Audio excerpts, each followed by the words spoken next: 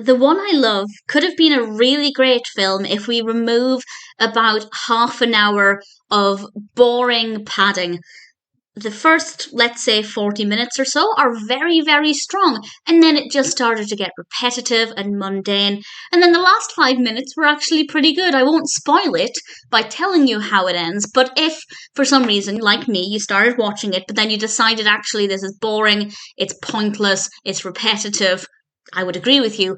But I'd say go back and at least give the ending a watch because it's relatively interesting. But as I said, I won't give the ending away. This was released in 2014. It's directed by Charlie McDowell and written by Justin Lader. And it stars Mark Duplass as Ethan and Elisabeth Moss as Sophie. And we also have Ted Danson as the therapist. And I only discovered this because of my love of Ted Danson. And he is in it for less than 5 minutes, which was disappointing. But it's okay because the film is... Well, about 45 minutes of the film is good. The rest of it is repetitive and boring, and it does not carry itself for a feature-length film. But as a short, it would have been pretty great. Ethan and Sophie, having gone to a therapist, Ted Danson's character, because of their marriage problems, decide to go on vacation. And obviously the point is to reconnect, get away from everything, try and restore their marriage. And while they're there, whenever they go into this guest house, if they go in on their own, there is another version of their partner there. For example, if Sophie goes into the guest house by herself, there is an alternate version of Ethan there. One who is attentive and she gets on really well with him.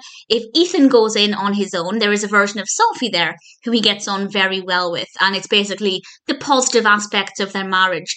And they decide together, they discuss this, and they both realize, okay, what are we going to do? Let's just continue to go in one at a time and see what happens. And that in itself was an interesting enough concept. And they both do that, and it seems to be going well for a while because they're both basically getting the best out of each other by doing that. But then over time, things get a little bit out of control.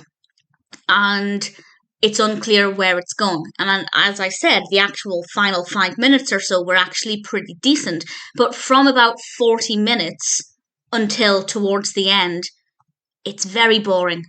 And nothing happens. And it is so dry and tedious. And also it gets to the point where it's quite confusing to keep on top of whether we're looking at the real Ethan or Sophie, or if we're looking at the alternate version. To begin with, it was very, very clear, and I found that the real Ethan and Sophie acted quite differently to the alternate version, so that it was very apparent which one we were looking at. But as it went on, those lines started to blur a bit, and this was largely because the real Ethan and Sophie started to be happier, because they were spending happy, positive times with their alternate partners. But as they became happier, it was difficult to tell who was who at certain times. Sometimes it was very obvious, but as the film went on, it became more and more difficult to distinguish which was the real Ethan and Sophie and which was the fake one. And that meant that while the narrative was boring, I was also having to try and work out which characters were which. And that's not a fun experience. And occasionally, if the characters are acknowledging they're not sure which character is which, that's good, that works. For example, if Ethan walked into a room and he's talking to Sophie and he doesn't quite immediately recognise which Sophie it is, then yeah, that makes sense. But if the characters know which is which and I'm confused, that's not a good thing because that means I'm just focusing too much on trying to keep up with what's going on, but also not really caring about what's going on because it was very, very boring. So if this had been a 45-minute film, maybe 50 minutes if we allow for 5 minutes to set the scene, as is what happened at the beginning with the therapist, it could have been a really strong, powerful film. But the first 45 minutes were intriguing. After that, it was boring, repetitive, mundane, and a little confusing. But then, as I said, the ending was interesting. So if we can just cut out most of the second half of the film, it's actually quite interesting. So would I recommend it? Honestly, I don't know. I genuinely don't know because it's not a good feature film. But it could have been a good short borderline feature film, depending on whether you're of the argument that a feature film is 40, 45, 50 minutes either way, it's an interesting concept, and for a while it was well executed, but we needed to lose about half of the film without actually losing anything, and that would have been entertaining. So if it sounds like it's fascinating, give it a go, but after the initial excitement of this fascinating, interesting, slightly unpredictable, well, very unpredictable actually, concept, it becomes dry and boring and tedious. So, depending on what you're looking for, you might enjoy bits of it.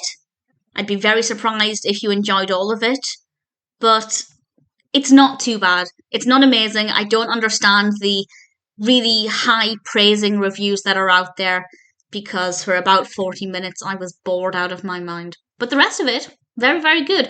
When it's good, it is very good. When it's bad, it is boring. Proceed with caution, but there will be bits of it that you'll enjoy, I believe. And Ted Danson was great. The performances from everybody were really strong performances, but I do think the direction should have focused more on making the characters different enough that as long as the characters themselves knew who they were with, then we, the viewer, should have known. If the characters were confused, makes perfect sense that we would be too, but I don't think enough of an effort was made to make those distinctions for as long as it needed to be.